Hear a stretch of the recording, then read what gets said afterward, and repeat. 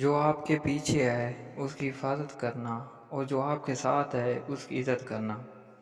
عورت اپنے ہونٹوں کو دانتوں میں دبائے تو سمجھ جاؤ وہ مباشرت کرنا چاہتی ہے۔ خرافات کے لیے عورتوں کے پیچھے کبھی مت جانا۔ عزت، صحت، دولت سلامت رہے گی۔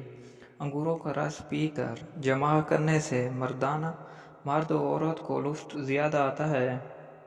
جب کہیں مہمان گئے ہو تو کھانے کو کبھی برا نہ کہنا۔ جب عورت فارغ ہونے لگتی ہے تو عورت دائیں آنکھ میں پانی بھر آتا ہے۔ جو چیز آپ نے خریدی نہیں اس کا آخری نوالہ خود نہ کھانا۔ جس عورت کے ہاتھ زیادہ لمبے ہوتے ہیں اسی عورت کی شرمگاہ بھی لمبی سائز کی ہوتی ہے۔ دوران گفتگو اور محفل میں اپنا موبائل جیب میں ہی رکھنا اچھا ہے۔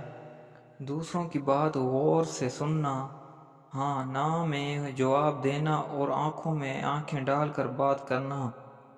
عورت کو ٹماٹر کھلا کر مباشرت کی جائے تو عورت بہت جلدی فارغ ہو جاتی ہے۔ جہاں دعوت نہ دی گئی ہو کبھی مت جانا۔ خودداری اور عزت نفس بہت ضروری ہے۔ کوئی بھی موقع ہو، حتیٰ کہ جب بھی گھر سے نکلیں آپ کا لباس صاف ستھرا اور دھلا ہوا ہونا چاہیے۔ جو کام نہیں کیا اس کا کریڈٹ لینے کی کبھی ضرورت نہیں۔ اگر غلطی ہو جائے تو تسلیم کرنے سے آپ کے پوائنٹس بڑھیں گے۔ گفتگو اور تحریر میں آپ کے الفاظ اور گرامر بہترین ہونی چاہیے۔ جب بھی گھر سے نکلیں تو آپ کا والیٹ اور کچھ رقم آپ کی جیب میں لازمی ہونی چاہیے۔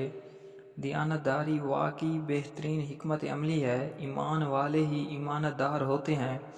کسی سے تعلقات کی بھیک کبھی نہ مانگنا۔ خود سے قابلیت پیدا کریں کہ لوگ آپ کے ساتھ جڑنا چاہیں۔